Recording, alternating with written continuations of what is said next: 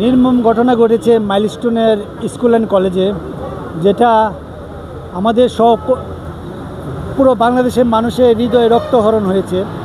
এতটাই কষ্ট লেগেছে যে চিন্তা করা যায় না যে এত ছোট ছোট বাচ্চাগুলো এই দুর্ঘটনার বলি, যারা আগুনে দগ্ধ হয়েছে অসংখ্য শিশু।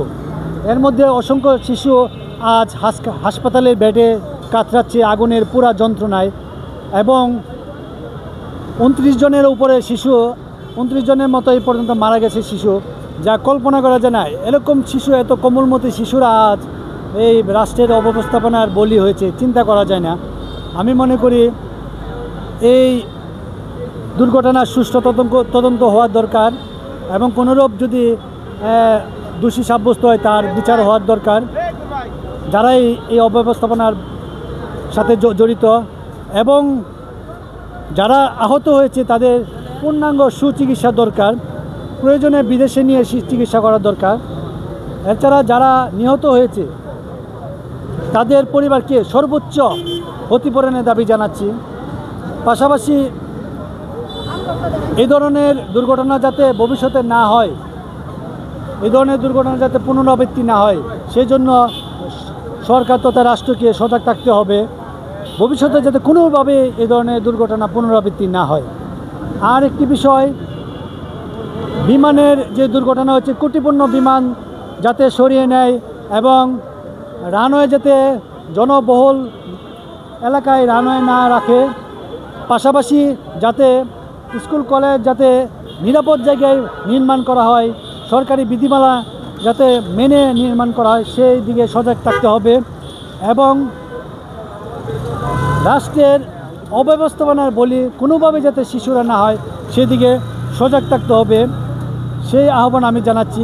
পরিশেষে আমি একটি পূর্ণাঙ্গ বাসযোগ্য, শিশুদের বাসযোগ্য বাংলাদেশ দাবি নির্মাণ করার দাবি জানাচ্ছি বর্তমান সরকারের কাছে, যাতে একটি শিশুও যাতে এরকম নির্মমতার শিকার না হয়।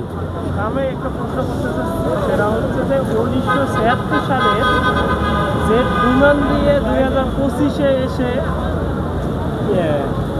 প্রশিক্ষণ, এই বিষয়টা আপনার দৃষ্টিতে কেমন দেখতেছেন? এবং আমরা দেখতে পাচ্ছি যে এই বিমান বাহিনী, যেখানে আমরা বিমান দুর্ঘটনা হলে দেখি যে পাইলট মারা যায়, তো এই বিমান বাহিনী দিয়ে আমাদের দেশের আকাশ কতটা সুরক্ষিত থাকবে বলে আপনি মনে করেন?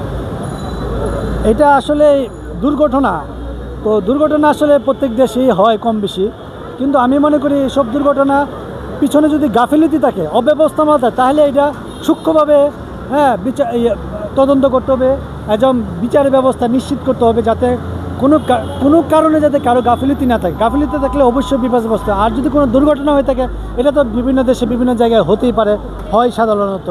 তো আমি মনে করি কারো যাতে গাফিলতির যদি কারণ হয়ে থাকে, তাহলে অবশ্যই সুষ্ঠু তদন্ত করে এর বিচার ব্যবস্থা নিশ্চিত করতে হবে 100%।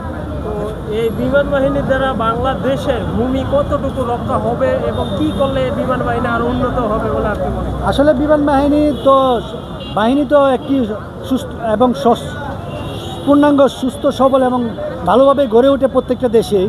তো এখানে হচ্ছে তাদের যে যা যা প্রয়োজনীয় জিনিস, যে কারণে এই দুর্ঘটনাগুলো হচ্ছে, তাদের ইনস্ট্রাকশন, বিভিন্ন ধরনের প্রয়োজনীয় জিনিসগুলো যাতে সরকার সরবরাহ করে, বাহিনী যাতে কোনো কিছু যাতে ঘাটতি না থাকে, সেই ব্যবস্থা করলে হয়তো এই বাহিনী আরও শক্তভাবে অবস্থানে দাঁড়াতে পারবে।